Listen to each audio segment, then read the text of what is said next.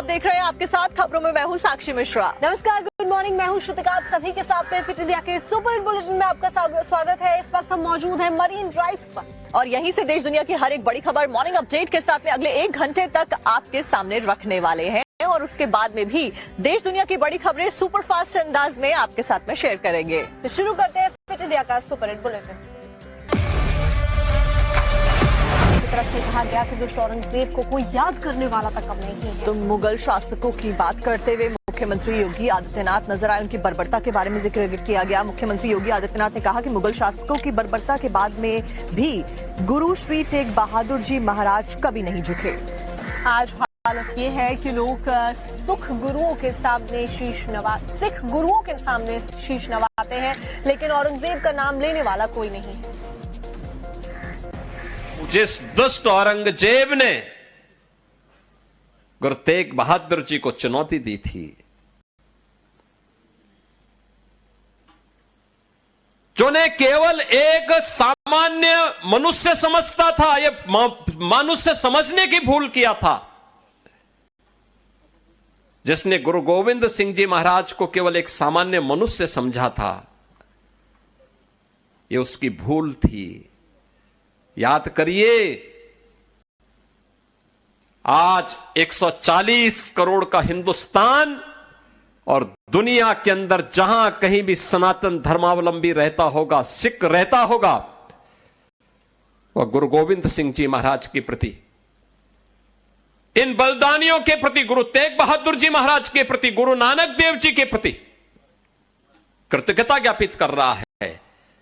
लेकिन दुष्ट औरंगजेब का नाम लेने वाला उसकी कौम में भी कोई पैदा नहीं हो पा रहा है। और अब आगे बढ़ते हुए खबरों में बात कर लेते सलमान खान की, जिन्होंने अपना 60वां। तो आपको बता दें तो प्रदेश से बड़ी खबर आ रही है, जहां पर पुलिस अधिकारियों के साथ में सीएम योगी आदित्यनाथ मीटिंग करने वाले हैं। 2 दिन का ये पूरा सेशन चलने वाला है और इस बैठक में खासतौर पर जो पुलिसिंग है, मॉडर्न टेक्निक्स है, उसके ऊपर फोकस किया जाएगा। किस तरीके से मॉडर्निटी के साथ में आगे जो आरोपी हैं उनको पकड़ा जाए और जितनी भी तकनीकें हैं उनका इस्तेमाल किया जा सके। 2 दिन के सम्मेलन में 11 अलग अलग जो सेशन है वो आयोजित किए जाने हैं। इस दौरान एंटी टेरर, नार्कोटिक्स और संगठित अपराध से निपटने पर खासा जोर भी रहेगा। वरिष्ठ आईपीएस अफसर योगी के सामने प्रेजेंटेशन भी देने वाले हैं। माननीय मुख्यमंत्री उत्तर प्रदेश, उन्होंने इन पूरे सभी 11 सत्रों में प्रतिभाग करना, उन्होंने उसका सहमति दी है। ऐसे सभी 11 सत्रों में वो यहाँ पर मार्गदर्शक के रूप में यहाँ पर सहभागिता करेंगे और इन सभी 11 सत्रों में प्रदेश के विभिन्न वरिष्ठ पुलिस अधिकारी और फील्ड में नियुक्त अधिकारी मिलकर के विभिन्न विषयों पर अपने प्रेजेंटेशंस देंगे, जिसमें पुलिसिंग की आगे की रणनीति, आगे की दिशा और जो इम्प्रूवमेंट्स हैं वो उन पर विचार विमर्श किया जाएगा। प्रमुख बात कर लेते हैं उत्तराखंड सरकार की। धामी सरकार लगातार अवैध तरीके से बसे हुए बांग्लादेशियों के खिलाफ में नॉन स्टॉप एक्शन लेती हुई देखी जा रही है। तो ऐसे में बांग्लादेशियों को पकड़ा गया है। 19 बांग्लादेशी हैं जिनको पकड़ा गया है, उसमें से कुछ को डिपोर्ट भी किया गया है। आपको बता दें, जब से बांग्लादेश में हिंसा भड़क रही है उसके बाद से ही एक्शन में लगातार इंडिया में सभी सरकारें नजर आ रही हैं। इसी के साथ में उत्तराखंड से फिलहाल जो जानकारी मिली उसके मुताबिक 19 अवैध तरीके से रह रहे बांग्लादेशियों को गिरफ्तार किया गया, जिनको डिपोर्ट करने की पूरी तरीके से तैयारी। आपको सुनवाते हैं आखिरकार डिटेल के साथ में क्या हुआ है। ऑपरेशन कालनेमी के तहत ढोंगी बाबाओं, फर्जी साधुओं, छद्म भेजदारियों के साथ साथ अवैध रूप से रह रहे बांग्लादेशी घुसपैठियों के खिलाफ कड़ा एक्शन लिया जा रहा है। अब तक 10 बांग्लादेशी नागरिकों को डिपोर्ट किया जा चुका है और शेष मामलों में गिरफ्तार कर विधिक कार्रवाई जारी है। फर्जी दस्तावेज, झूठी पहचान या धर्म के आड़ में उत्तराखंड में रहने वाले किसी को भी किसी सूरत में बख्शा नहीं जाएगा। मैं साफ कह देना चाहता हूं कि देवभूमि की अस्मिता से खिलवाड़ करने वालों के लिए उत्तराखंड में, देवभूमि में कोई जगह नहीं है। अब आगे देखिए, साफ एक्शन ले रही है पुलिस। 110 उपद्रवियों को गिरफ्तार किया गया है। आपको बता दें, जो जानकारी सामने आ रही है उसके मुताबिक मस्जिद के बाहर रेलिंग लगाने को लेकर ये पूरा विवाद होता है और विवाद इतना ज्यादा बढ़ जाता है कि अब एक्शन में पुलिस नजर आ रही है। इसी को लेकर फिलहाल मौजूदा वक्त में इंटरनेट सेवाओं को बंद कर दिया गया है और क्या कुछ किया गया है, आपको रिपोर्ट में ज्यादा जानकारी देते हैं।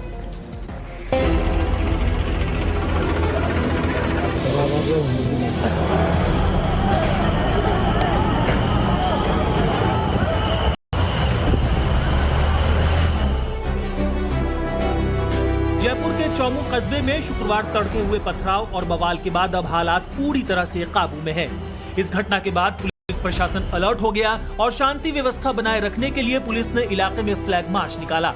इस उपद्रव में शामिल लोगों की शिनाख्त कर हिरासत में लिया गया। इस दौरान करीब 100 से ज्यादा लोगों को राउंड अप किया गया, जिसमें कुछ महिलाएं भी शामिल हैं। पूरी तरह से कंट्रोल में है।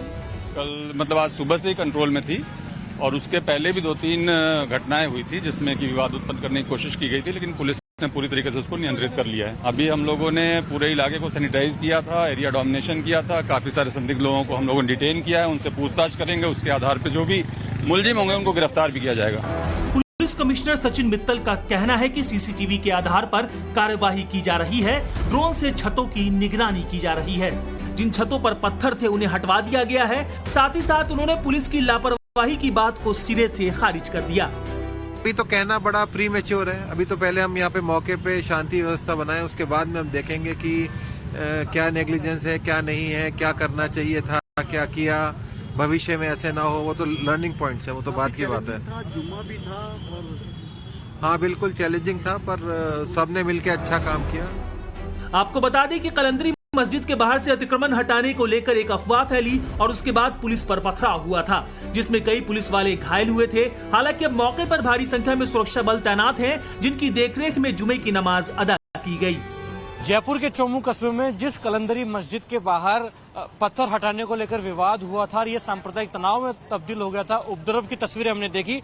अब आप तस्वीरें देखेंगे, पुलिस का इकबाल यहाँ कायम हो गया, पूरे इलाके में शांति है। तो वहीं इस मस्जिद में तमाम जो लोग हैं वो अब इबादत भी कर रहे हैं, नमाज अदा की जा रही है, क्योंकि आज जुम्मे का दिन है। ऐसे में तमाम जो लोग हैं मगरिब की जो नमाज है वो अदा कर रहे हैं, इबादत अपनी यहाँ पर ये तमाम लोग कर रहे हैं। और पुलिस का पूरी इलाके में अब कंट्रोल है, किसी भी तरह की लॉ एंड ऑर्डर की सिचुएशन फिलहाल यहाँ नहीं है, शांति व्यवस्था कायम है। फिलहाल पुलिस ने तथ्यों और साक्ष्यों के आधार पर फाइनल कार्रवाई करते हुए 70 से ज्यादा लोगों को हिरासत में लिया है, जिसमें सीरियस क्राइम करने वाले लोगों के खिलाफ मुकदमा दर्ज किया जाएगा और कुछ लोगों पर शांति भंग करने के आरोप में कार्रवाई की जाएगी।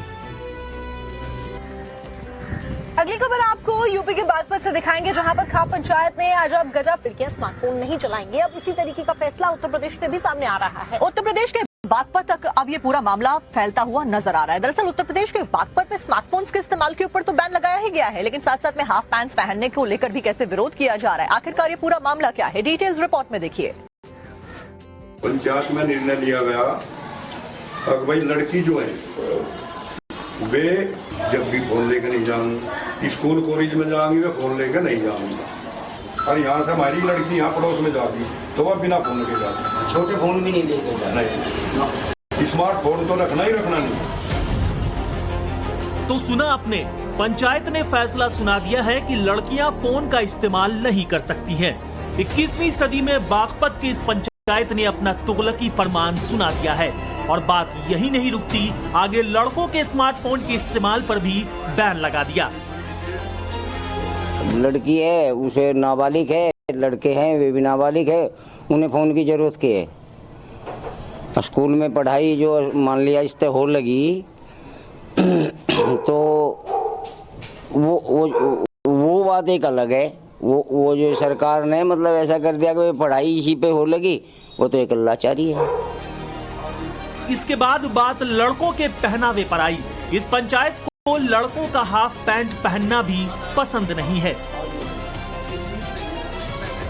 ये हमारे लड़के हैं, ये हाफ पैंट पहने हैं और ये घर में भी पहने हैं, बाहर भी निकल जा। अगर घर में पहने हैं जी भी तो बाहर निकले हैं ये। हम भी इस पे भी है कि यही विचार कर रहे हैं, पैंट पहनो, कुर्ता पजामा पहनो, जो समाज का है उसे पहन के चलो। बाहर गली में जाते हैं, लड़की भी हैं, लड़के भी, माँ बहन सभी औरतें भी हैं, तो एक भद्दा प्रदर्शन है समाज के बीच में, तो हम इसके भी खिलाफ हैं। मामला उत्तर प्रदेश के बागपत का है, जहां हुई खाप चौधरियों की पंचायत एक बार फिर से चर्चा के केंद्र में है। इस पंचायत में लड़कियों पर ही नहीं बल्कि लड़कों के लिए भी कुछ सामाजिक नियम तय किए गए, जिनकी चर्चा सबसे ज्यादा है। खबरों के मुताबिक इस पंचायत में 18 साल से कम उम्र के बच्चों को स्मार्टफोन देने और चलाने पर पूरी तरह से रोक लगाई जाएगी। इसके अलावा पंचायत के निर्णय में यह भी कहा गया है कि लड़कों के हाफ पैंट पहनने पर भी प्रतिबंध लगाया जाएगा। और अब खबर आपको मध्य प्रदेश से दिखाते हैं, जहां पर पेट्रोल पंप पर मारपीट का मामला सामने आया और ये पूरी घटना वहां पर लगे सीसीटीवी कैमरा में भी कैप्चर हुई है। दिख रहा था, लेकिन एक बार फिर से बहुत खराब श्रेणी में दिल्ली का AQI पहुंच गया है, 410 बताया जा रहा है और ऐसे में स्मॉग की परत देखी जा सकती है। तो 410 के पास में पार पहुंच गया है यहाँ पर AQI। दिल्ली में एक बार फिर से स्मॉग की परत छाई हुई है। एक तो ठंड और उसके साथ में बढ़ता प्रदूषण, लोगों को दोहरी मार का सामना यहाँ पर करना पड़ रहा है। अक्षरधाम की भी तस्वीरें सामने आई हैं, जहां पर विजिबिलिटी बहुत ही ज्यादा लो हो गई है।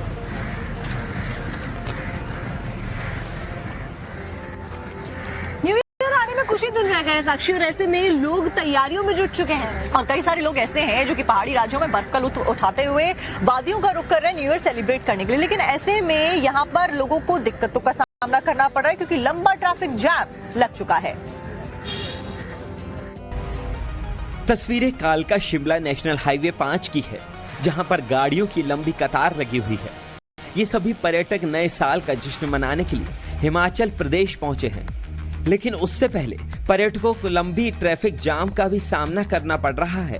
किस तरह जो है पूरा का पूरा नेशनल हाईवे आप देख सकते हैं गाड़ियों से खचाखच भरा हुआ है। जहां भी आपकी नजर जाएगी गाड़ियां ही गाड़ियां आपको नजर आएंगी और इस तरह का ट्रैफिक, ये कई किलोमीटर तक ये ट्रैफिक जाम है और जगह जगह ट्रैफिक जाम लग रहा है क्योंकि भारी तादाद में सैलानी जो है हिमाचल आ रहे हैं। देश के कोने कोने से लोग न्यू ईयर का वेलकम करने के लिए शिमला और मनाली जा रहे हैं ताकि बर्फ की वादियों में नए साल का जश्न मना सके। आपका नाम? आकाश सिंह। कहाँ से आए हैं? वेस्ट बंगाल से आए हैं। कहाँ जा रहे हैं? शिमला जा रहे हैं। शिमला जा रहे हैं, कहाँ कहाँ घूमेंगे? मनाली, शिमला, कसौल, मणिकरण। तो न्यू ईयर यहीं सेलिब्रेट होगा? यस, यहीं पे होगा। बता दें कि एक सप्ताह में जहां शिमला में 54,000 से अधिक टूरिस्ट व्हीकल की एंट्री हुई है, वहीं मनाली में 9,527 वॉल्वो बसें और छोटे टूरिस्ट वाहन शहर में एंटर हुए।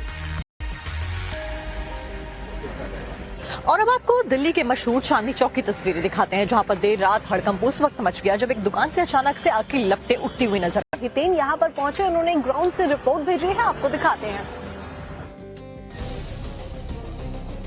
देश भर के कई राज्यों में SIR की प्रक्रिया जारी है, लेकिन SIR के बीच सूरत से जो तस्वीर सामने आई है वो हैरान करने वाली है। जैसे ही SIR की टीम सूरत के बंगाली बस्ती पहुंची, कई मकानों पर ताले लटके मिले। स्थानीय लोगों के अनुसार पिछले कुछ दिनों में यहां से लोग अचानक पलायन कर गए हैं। जांच के दौरान यह बात सामने आई कि कई घर खाली हैं। बंगाली बस्ती से अचानक लोगों के गायब हो जाने से पूरा मामला चर्चा का केंद्र बन गया है। SIR के दौरान सामने आए आंकड़ों के मुताबिक इस इलाके में कुल 950 रजिस्टर्ड वोटर्स में से केवल 400 मतदाता ही मौजूद थे। सूरत की बंगाली बस्ती कभी बांग्लादेशियों से भरी हुई होती थी, लेकिन आज ये पूरी की पूरी बंगाली बस्ती जो है वो सुनसान पड़ी हुई है, क्योंकि करीब यहाँ से 500 से ज्यादा बांग्लादेशी जो है वो भाग चुके हैं। कुछ तब भागे जब बांग्लादेशियों को डिपोर्ट करने का काम पूरे गुजरात में एक साथ शुरू हुआ तब, और कुछ तब भागे जब SIR की प्रक्रिया शुरू हुई और उन लोगों को दस्तावेज नहीं दिखाने थे, इसके डर से वो भागे। अब देखिए इन गलियों में आपको अधिकतर मकान जो है यहाँ पर बंद नजर आ रहे होंगे। हालांकि कुछ मकानों को अब फिर एक बार किराए पर दे दिया गया है, जहाँ पर यूपी और बिहार के लोग रहते हैं। आगे आपको दिखाएंगे पंचायत भवन में लोगों ने आग लगा दी। आग लगने की वजह क्या थी, डिटेल्स पूरी आपके सामने रखेंगे, लेकिन उससे पहले जल्दी से 20 बड़ी खबरें राजनीति से जुड़ी हुई आपको स्टूडियो से दिखाते हैं।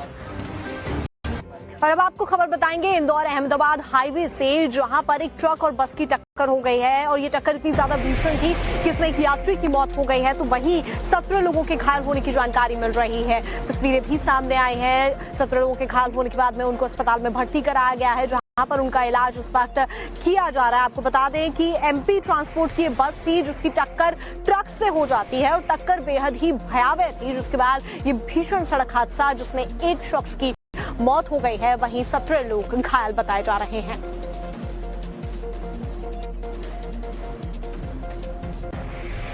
हमने ऐसे वीडियोस देखे हैं जिसमें सड़क की गुणवत्ता पे सवाल खड़े होते हैं, लेकिन इस बार जो वीडियो सामने आया है वो भ्रष्टाचार की सुगबुगाहट को और ज्यादा तेज कर देता है। हम जिस वीडियो की बात कर रहे हैं वो मध्य प्रदेश के जबलपुर से सामने आया है, जहां पर एक भव्य गेट का जो निर्माण था वो किया जा रहा था, बड़े स्तर पर किया जा रहा था, लेकिन अचानक से उसकी दीवार और उसका हिस्सा कैसे भरभरा कर नीचे गिर जाता है। वीडियो में सब कुछ कैप्चर हुआ, आप देखिए। मध्य प्रदेश के ग्वालियर को स्मार्ट सिटी बनाने की तर्ज पर तेजी से काम चल रहा है, लेकिन शुक्रवार को कुछ ऐसा हुआ कि विकास के काम पर ही सवाल उठने लगे। वहां भिंड रोड पर बनाए जा रहे एंट्री गेट की दीवार का एक बड़ा हिस्सा अचानक से भर-भरा कर गिर पड़ा, जिसका वीडियो सोशल मीडिया पर वायरल हो गया है। गनीमत यह रही कि जब एंट्री गेट की दीवार गिरी उस वक्त वहां कोई इंसान या वाहन मौजूद नहीं था, नहीं तो बड़ा हादसा हो सकता था। ग्वालियर के सभी प्रवेश द्वार को ऐतिहासिक किले की थीम पर बनाकर सुंदर और भव्य रूप दिया जा रहा है। इसी कड़ी में भिंड से ग्वालियर प्रवेश द्वार भी बनाया जा रहा है, जिसका उद्देश्य शहर की पहचान और गौरव को दर्शाना था। इसके निर्माण पर लगभग 2 करोड़ रुपए की लागत आ रही है। शाम को ग्वालियर कलेक्टर रुचिका चौहान और नगर निगम कमिश्नर संगप्रिया ने मौके पर पहुंचकर घटना का जायजा लिया। प्रारंभिक तौर पर सामने आया कि जेसीबी का डाला लगने से यह हादसा हुआ, लेकिन जिम्मेदारों का कहना है कि इस मामले की जांच रिपोर्ट के आधार पर ही कार्रवाई की जाएगी। बता दें कि स्मार्ट सिटी डेवलपमेंट कॉरपोरेशन इसका निर्माण करवा रही थी। ऐसे में शुभारंभ से पहले ही इस तरह की घटना के बाद इसकी गुणवत्ता पर सवाल खड़े होने शुरू हो चुके हैं।